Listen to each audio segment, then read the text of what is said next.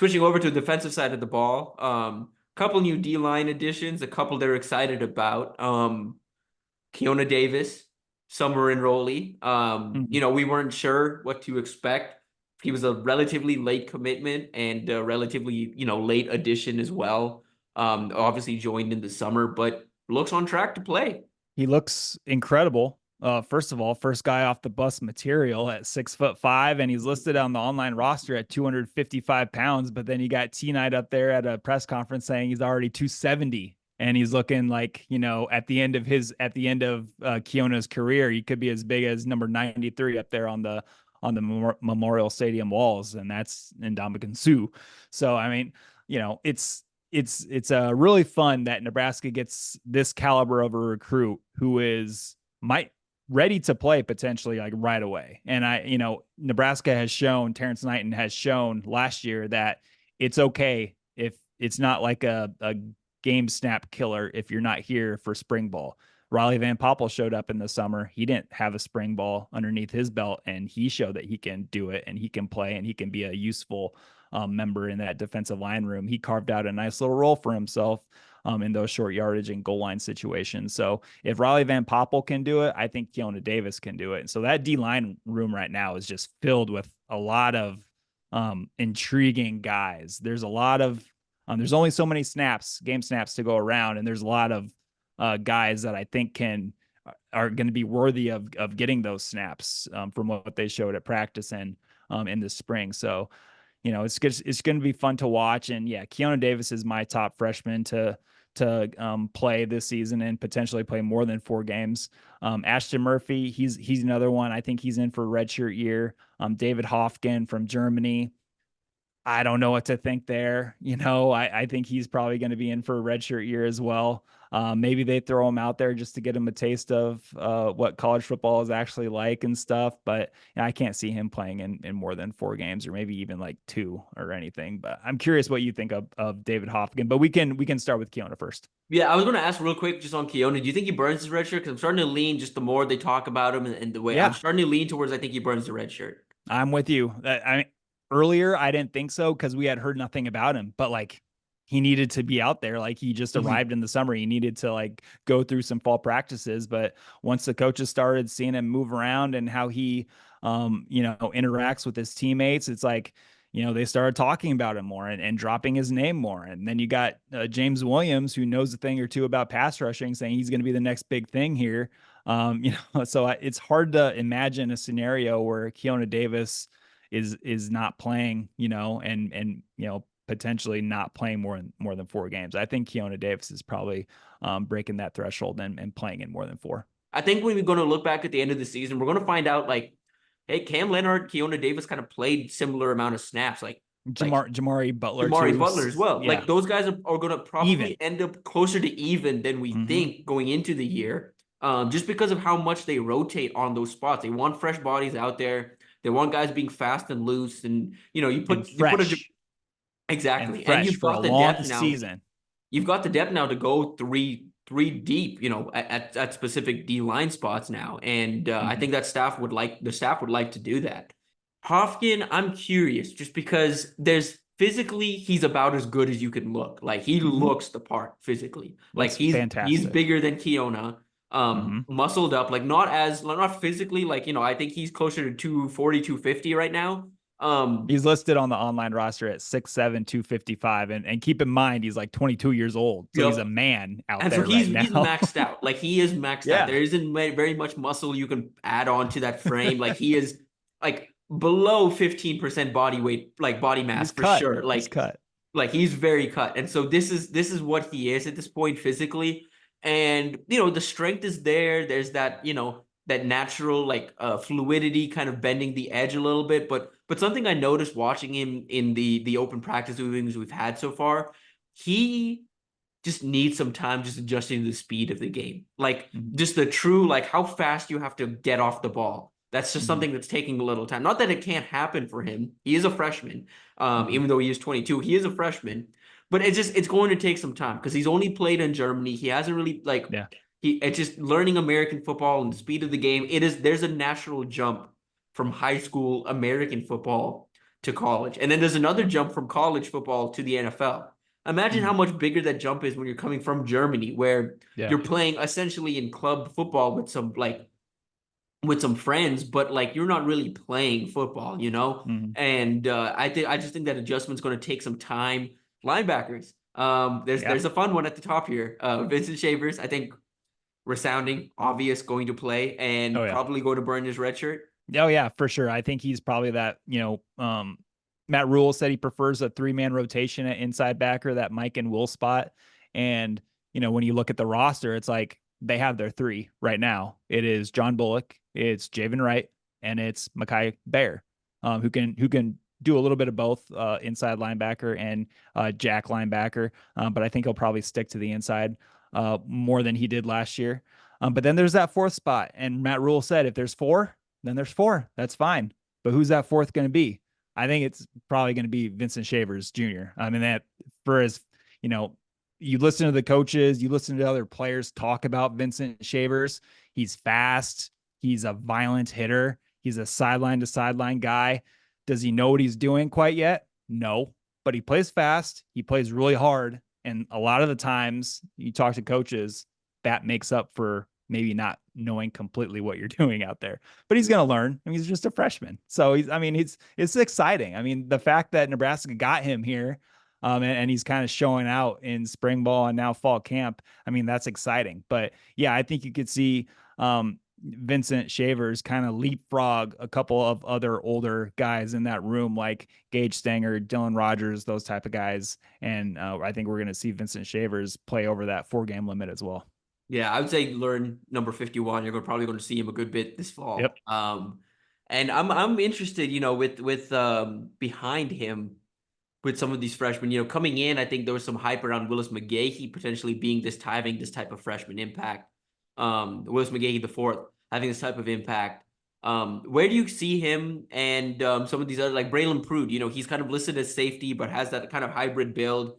Mhm. Um, those two, and then I think another newcomer we can just talk about, Steph Thompson, the transfer from Syracuse, who came in with a Mhm. bit of hype, just having known the system, but then in spring Sure. the staff kind of threw some cold water on that, just being like, hey, he's kind of learning how things are done here. Yeah. Didn't come in the best shape. Like there was just Mhm. needed some tough love. It's what they made it sound like. And Mhm. the rest of the guys in that room, where do you think they factor into the rotation? Because like you mentioned, they've got 3, 4 guys at the top and some veterans that kind of fill Mhm. up this room right now. Yeah, so let's start with Willis. When I saw Willis, and from just listening to coaches and other players, Willis is a jack linebacker right now, and for him to see the field, he would have to show more than Principal Umamielen and MJ Sherman, and I don't see that happening. I think Willis McGahee is in for a redshirt year, but that doesn't mean that I don't think he's talented. Of course, he's talented. He can get after the quarterback, but then like elsewhere, Steph Thompson, that's going to be a really interesting thing to watch because it's a long season. You're going to need a lot of bodies. And what I like about Steph Thompson is he has played inside and he has played that jack linebacker spot at Syracuse for Tony White. So he knows the defense inside and out. But the trick is just like getting ingrained in the culture at Nebraska, meeting the standards, the lofty standards that Rule sets for his own coaches and his players. I think that Steph Thompson is going to make an impact at some point in the season. Maybe it's later on in the year. And yeah, I mean, maybe the deepest, at least from freshman wise, the deepest room we're about to talk about is the defensive backs. A whole lot of names here. Whole lot. And so they all play so many different roles. There's so much intrigue, at least for me personally, with this So room. much cross training. So much. And I don't know if y'all when I say this, the listeners and the readers have picked up on this, but DB is kind of my position. Like that's the one that I love the most Yeah. and I key in on the most. So I'm very Mm-hmm. curious with this room, especially because all of these guys were recruited by Evan Cooper. And Yeah. now they're fitting into John Butler, who has his own vision for the room and has his own ideas for what this room could be. I think that adds even more intrigue to what this room looks like down the line and how all of these guys fit in. I don't think it's a crazy thing to say that with how many bodies they just added to this room, There's at least a guy or two here that won't finish their career at Nebraska. Like that's not even in like a bad way. It's just more so just No, there's just too just many numbers. bodies. A guy that's making waves since enrolling this summer, Amari Sanders, a guy that, not a Mhm. surprise necessarily if you go back and watch his high school tape, but it's again another one of these like somewhat late additions that didn't enroll in the spring that's coming in the summer. So there's just seemingly a lot of unknown, but a lengthy corner, some good Mhm. athleticism, and he's making waves this fall. 6'1", 175. And yeah, he's had his name dropped by three important people in Nebraska's program. Matt Rule gave him a shout out. Tony White gave him a shout out twice, once in a press conference to us, and again in Big Ten Network's fall camp series that they're doing. And then again by John Bullock, your starting inside linebacker, was asked any young guys stepping up, and the first name he mentioned, Amari Sanders. He's been making some plays. So Amari Sanders is very much he was off the radar because we hadn't heard his name once, but now he is very much on it, and he's like that big green dot. If you're looking like a radar, like in the movies, he's like pulsating. He's just like Amari Sanders, Amari Sanders. And So I there's think playing Amari time to be Sanders is had in the secondary, especially a yeah, corner. yeah, absolutely. So he just enters the mix now with everybody else. Bly Hill, when he gets back, he's going to be in the mix. Sierra Wright, transfer from USC, who I wasn't a huge fan of after watching the USC tape and kind of reading up about how he left the team mid season. But he's had his name mentioned as well. He looks the part. Like you could tell this is a guy that was a former blue chip recruit for a reason. He moves extremely well in coverage. Yep. Really fluid. Just fires on the ball real quick and can get downhill pretty quick. An Mm-hmm. impressive like player is just like on the physicality side of things, you have to be able to Yes. tackle in this defense. And That. he Yeah. didn't show that at all at USC. And I just want to see this year, can he do that at Nebraska? So starting corner, QB1, CB1. My bad, not quarterback. Cornerback one. Tommy Hill. Let's go with the other cornerback spot. I'm going to go with, at least to start the season until maybe Bly Hill regains his old form from the spring after that knee injury, Marcus Buford Jr., who we know mostly as a safety. But during that Big Red preview open practice, Marquise Buford was over there at corner with the first team defense. We have yet to learn how serious Jeremiah Charles's shoulder injury is. Matt Rule did not say. He said he didn't know how serious Jeremiah's shoulder injury was from the first spring, or the first fall camp spring, or fall camp practice. So that remains to be seen. But it seemed like he was a leading candidate to be a starter. But like you said, Tim, everybody's going to be getting reps over there. I think there's not going to be like one.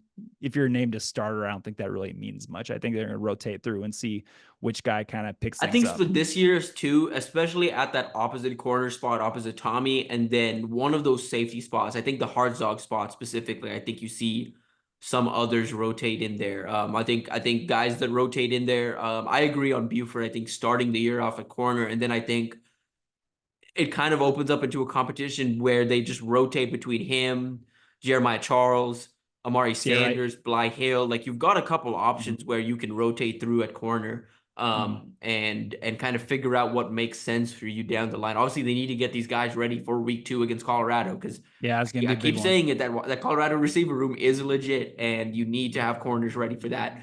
I think And the they're safety. going to be testing whoever that Oh yeah, second corner is oh all yeah, game. Like yeah. whoever that guy is for Nebraska, like he They're better have his throwing it head on a at him. They're swivel. They're throwing it throwing at it like at whoever him. that is. So That like yes. that guy needs to be ready because he is Mm-hmm. he is targeted from day one. And I wouldn't be surprised too if I think the back three safeties are pretty set or safety Yeah. hybrid. It's Gifford, it's Singleton, it's Hartzog.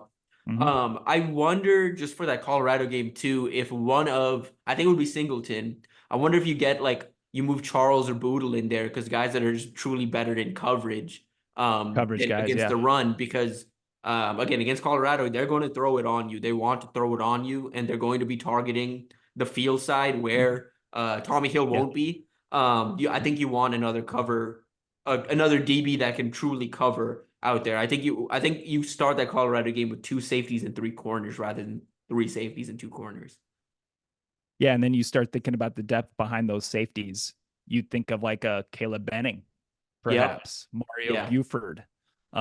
There's Larry Tarver, who I know has been a corner, but like he's had his name mentioned as well. Matt Rule is very high on the young guys and their coverage abilities. It's everything else, that comes with being a corner Yeah. is what's And up in the so air right much now. like you go back and watch a lot of these guys on tape and just in general, like, and you're going to see it from Butler specifically because Butler's an NFL guy. Mm-hmm. That has so much, like, has been spent so much time in the NFL. They're going to want their corners to be able to tackle now. Like that Yep. was Yeah. obviously a thing under Evan Cooper and under Rule, but more so now than ever, I think.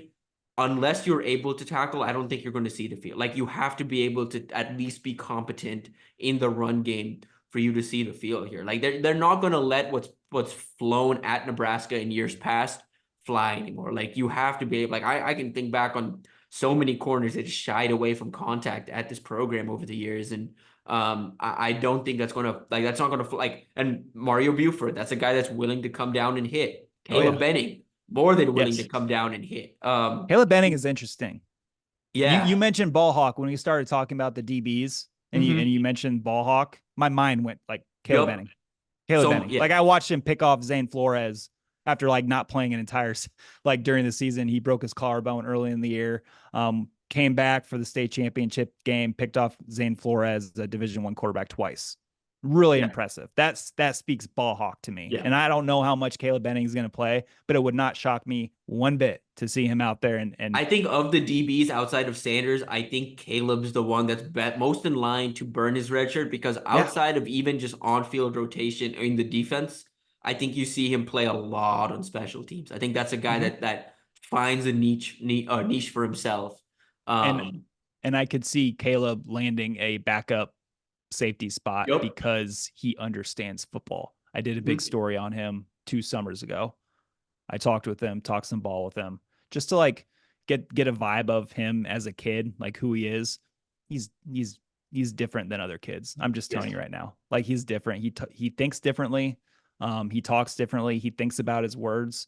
And when talking football with him, it was just fun. Like I felt like I was learning about Yeah. the game, and that was just something very cool. And it told me that like, hey, whatever at the time he wasn't committed to Nebraska, and I remember thinking, whichever defense gets him, whichever D coordinator gets this kid, is gonna love him. Yeah. And it wouldn't surprise me at all to see him And he's a get guy whose some. role is only going to keep growing. Like he's a guy that I wouldn't Sure, be surprised next spring we're talking about who's a young leader that's stepping up in that now young secondary. I wouldn't absolutely. be surprised if Benning's one of those first names mentioned as like, hey, this guy's stepping up and kind of like occupying that like Gifford spot or occupying that Hartzog spot and kind Yeah. of really running with it Mm-hmm. next spring. Another Omaha area guy that I'm personally a fan of and I think kind of fits what this team's looking for too. Donovan Jones, I don't think you can really Heck sleep on him. I yes. love Donovan Jones's tape, and I think he Yeah. just fits. Like he Oh fits yeah. so much of what this program wants from their secondary. Mm-hmm. I think he's a safety through and through. Sure. But and again, this room is so deep at this point. Like with just the young guys And specifically, like I don't know how much we see of him, but I'm high on yeah. his long-term ability here.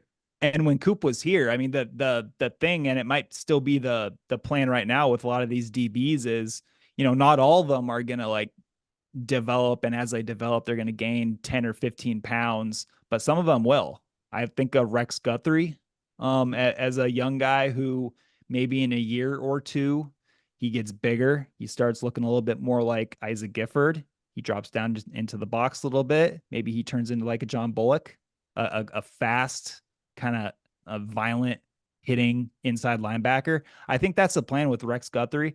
And I think that was going to be the plan with Roger Gradney. And it still might be, even though he's going to be out for the season right now, unfortunately, with an ACL injury.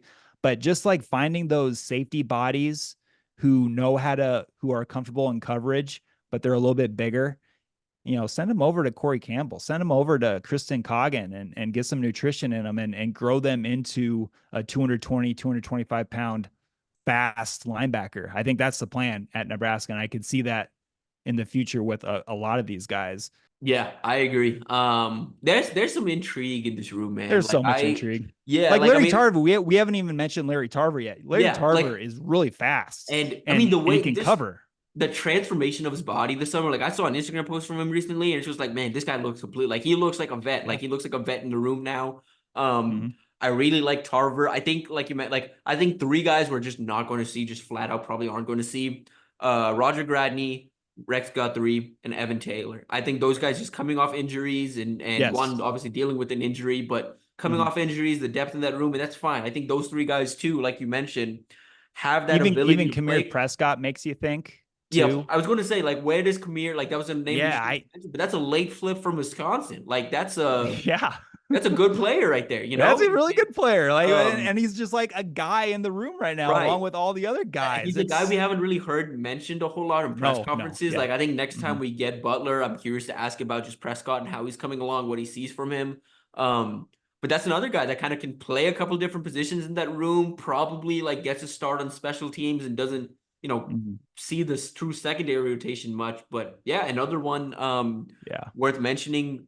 Yeah, but Jones, I think, is a guy that I'm personally high on. And I think Jones and I mean, how cool would it be if just down the line you see Jones and Benning as a safety of the future? Like So two cool. on Two two. Omaha dudes. Yeah. Omaha dudes kind of undersized, but good football players, like true pound for pound, like, some of the toughest guys on the team, I think. And guys that can cover, guys that can hit, guys that can fit the run. Like they Yeah. do multiple things well. Let's try to find Braylon Prude. I keep looking at him right Yep. now. He's still listed as defensive back, but like I think we know he's I probably saw him. not I gonna. saw him last week. Looks a little bigger in that secondary, Where and was he at? He was with the he was with the safeties. DBs. He was with the DBs. Yes. Nice. I like Yes, that. but no, Prude is another one that, like, again, like that's another name that, like, and I've got some additional context on Prude just because, again, I'm from Houston. I know that Shadow Creek program well. Mhm. A lot of people in that program were surprised when he landed the Nebraska offer just because he was It like was a 40 time that got him he in. was, yes, and he wasn't even Mhm. like the starter at Shadow Creek. Like they were younger guys starting above him.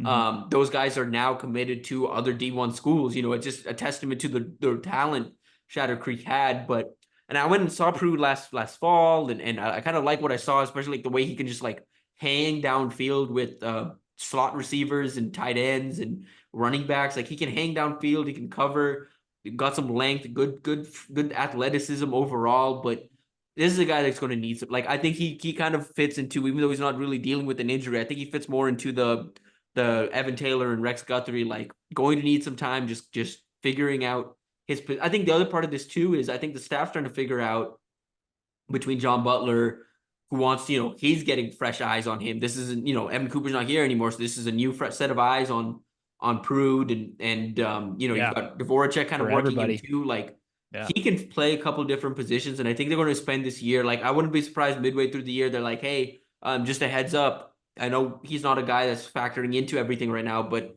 Braylon Prude's back in the linebacker room, or like they've moved him to Jack, or like he can Mhm. move in a couple different spots. I think. Oh I yeah. think his trajectory is very similar to Javen Wright's. I think you don't like. I Yeah. think 2 years they talk about him a little bit behind the scenes, and then year three or year four, you really start Pops. to like. Yeah, he pops into that Mhm. linebacker rotation as like, whoa, 6'4", look at him go.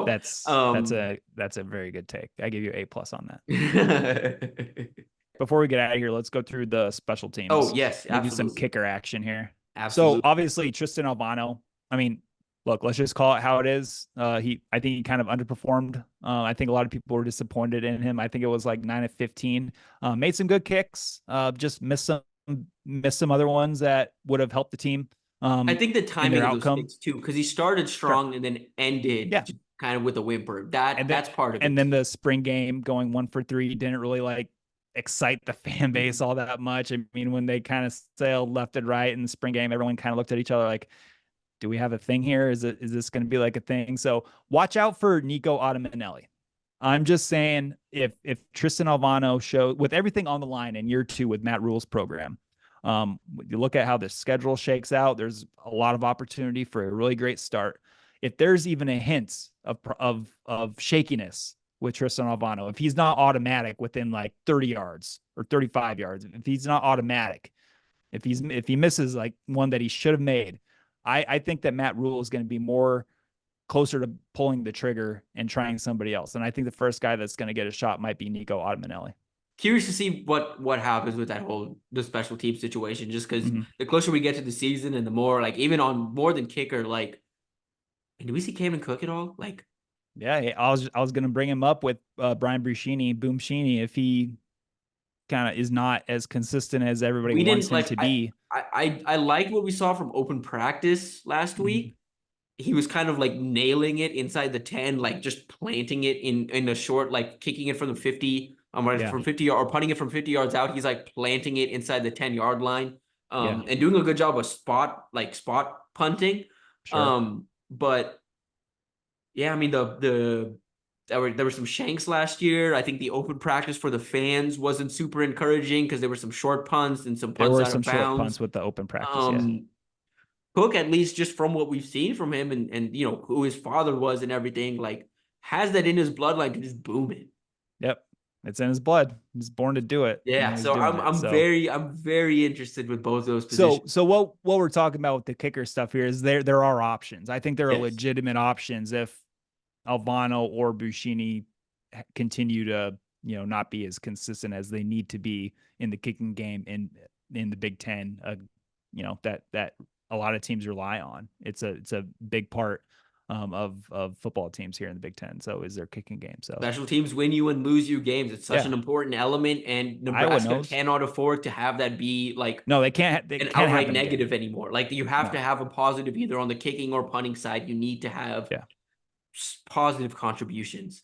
But yeah, as far as this episode, they'll probably do it for us. A longer one from us this week. But Yeah, it was hopefully, fun though.